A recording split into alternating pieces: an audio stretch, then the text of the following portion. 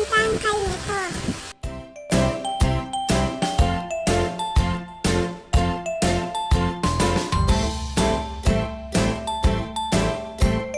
Ganito na ang itsura niya guys pag nahiwa.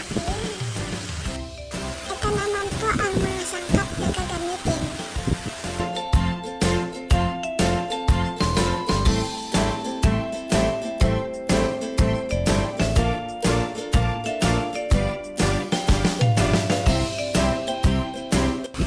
Unang lutuin ang baboy.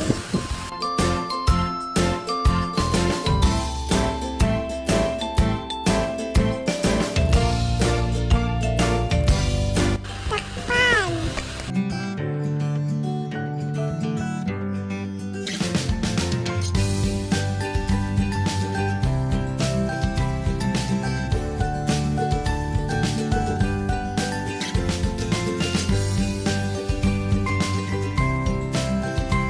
Haluin hanggang sa maging golden brown. Mag-umpisa na tayo mag-gisa.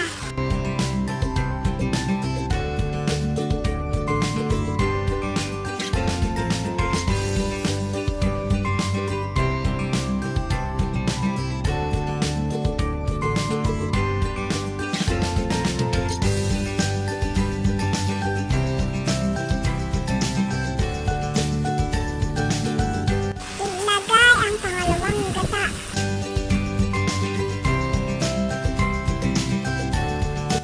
Pag kumulo na, ilagay ang dahon ng gabi.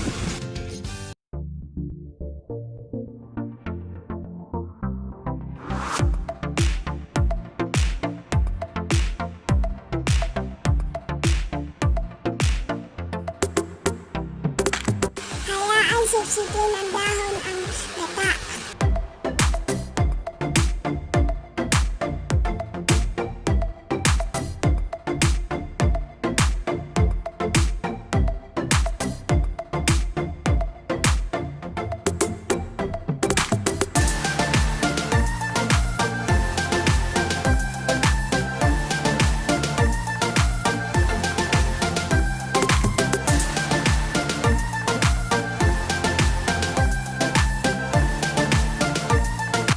Ilagay na ang kakang gata.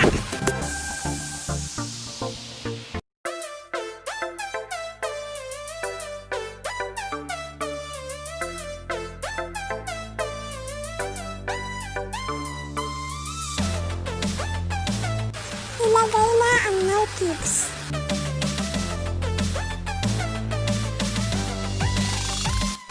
Sunod ang seasoning.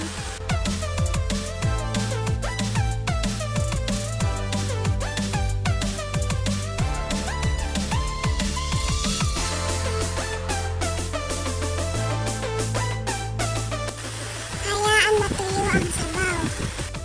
Ilagay na ang sili. Kung gusto nyo na manghang, hiwain ang sili na maliliit.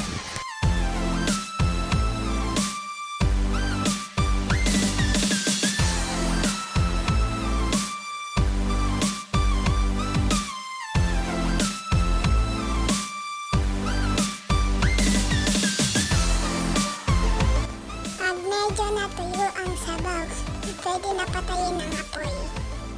Ayan siya guys, luto na siya, ang sarap.